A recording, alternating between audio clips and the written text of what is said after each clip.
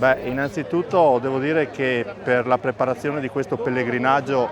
che il gruppo Alpini di Cavaso ha l'onore di organizzare dal 1960, i preparativi non iniziano circa 4 mesi prima, perché le cose da fare sono tante e è tanta anche la carne al fuoco. Noi abbiamo tra l'altro anche l'onore e il privilegio di avere con noi e di aver stretto amicizia con amici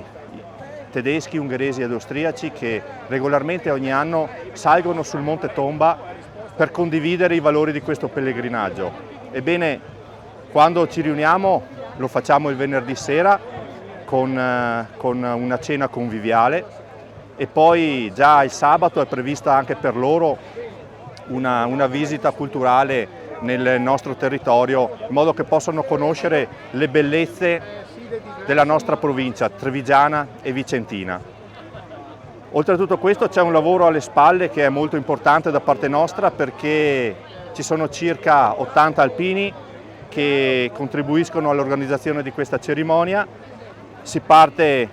il venerdì sera con il carico dei materiali sui mezzi e si prosegue il sabato mattina sul Monte Tomba con l'allestimento di tutte le strutture. È un lavoro duro che però dà i suoi frutti e dà delle grandi soddisfazioni. Noi come alpini, come gruppo Alpini di Cavaso, siamo veramente orgogliosi di avere la responsabilità di organizzare questa cerimonia che noi gestiamo anche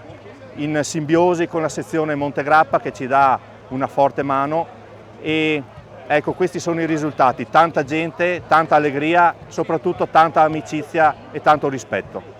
Come Platone raffigura la perfezione del cosmo, anche il cosmo dell'Associazione Nazionale Alpini, che è un mondo straordinario, un mondo a sé, ha un suo inizio e una sua fine, un cerchio perfetto. Tutto parte dall'Ortigara, da quella colonna mozza che 100 e passa anni fa è stata piantata a significare la memoria imperitura, con quel per non dimenticare. Si snoda attraverso i luoghi della storia, i luoghi della memoria, queste celebrazioni, queste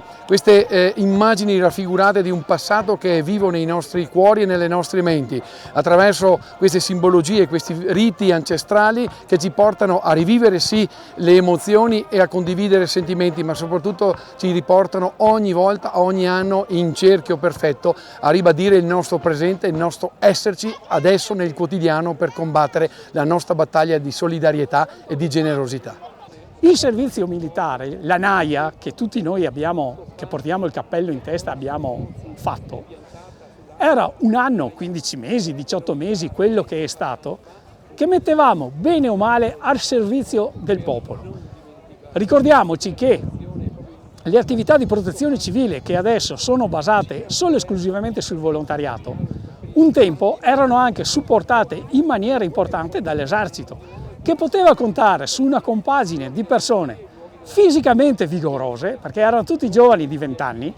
e soprattutto dotate di mezzi e attrezzature che conoscevano e sapevano usare, ancorché magari vetuste, ancorché magari poco funzionali, però queste attrezzature le sapevano usare e erano tenuti in efficienza. Per questo noi, come Associazione Nazionale Alpini, ci siamo sempre battuti, a partire dal 2004, quando è stata introdotta la legge di sospensione della leva,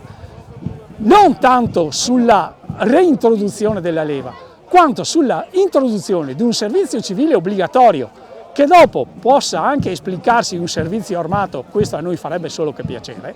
però un servizio volontario obbligatorio, in modo che tutti i cittadini abbiano il dovere di contribuire al mantenimento e al supporto del nostro,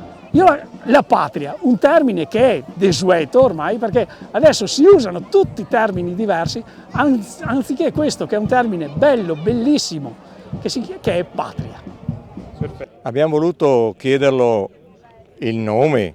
l'ufficialità al nostro presidente della stazione Montegrappa. Perché? Perché noi ci teniamo a questo. Non è che siamo un gruppo di figuranti, ma siamo un gruppo di rievocatori che vuol narrare il passato per ricordare i nostri veci. Perciò l'ufficialità del nostro gruppo di portare il nome Battaglion Bassano non è una cosa a caso. A suo tempo, prima di fare questo, abbiamo chiesto alle truppe alpine e in particolare al comando truppe alpine di poterci fregiare di questo nome. È un nome che porta il nome di un battaglione ancora esistente e che ha combattuto nelle nostre montagne, precisamente nell'Ortigara. Nell'Ortigara è stato uno dei battaglioni alpini che più ha sofferto, ma è stato il primo battaglione alpino che ha conquistato l'Ortigara, la cima Ortigara, il 10 giugno del 1917.